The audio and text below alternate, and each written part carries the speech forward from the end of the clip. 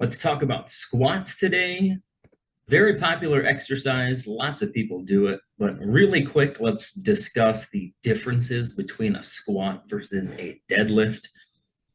At first glance, that might look very similar, and basically they are. The main difference is that the position of the weight is different.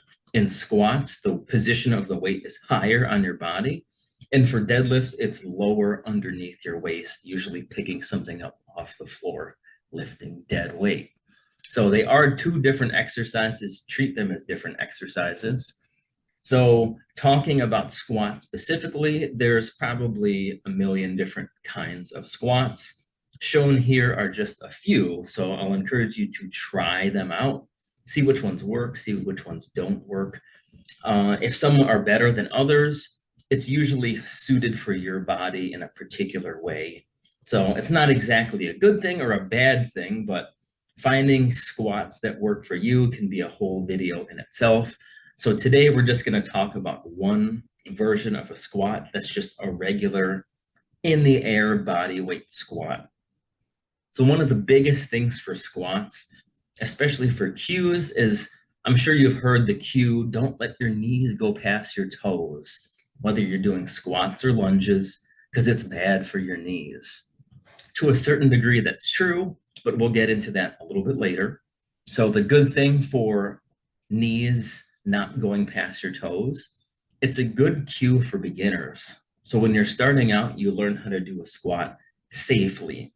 The more you sit your hips backwards, the more you can use your glutes. Because if your knees aren't used to it and your quads aren't strong enough, then you will get a little bit of discomfort in your knees.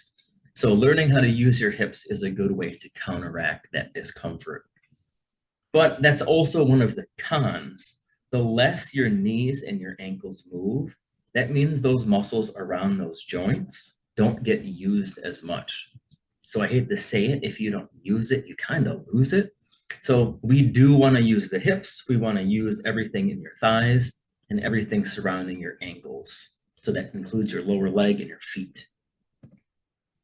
So when your knees come past your toes, it's okay, as long as your heels stay on the floor.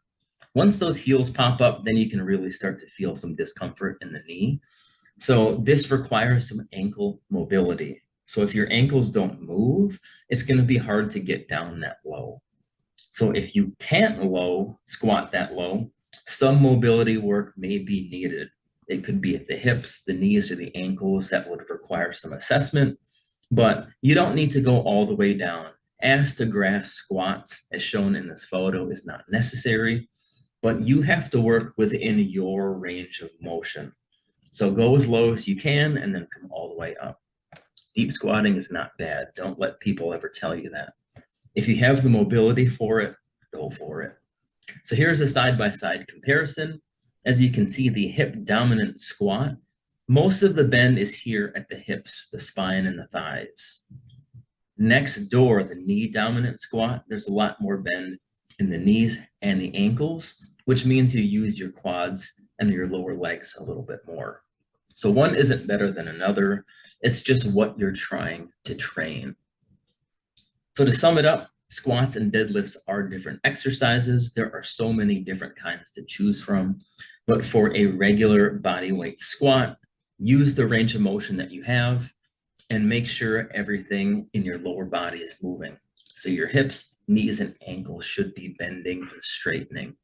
So try them all out, see what works for you, see what doesn't, and let me know how it goes. So stay connected.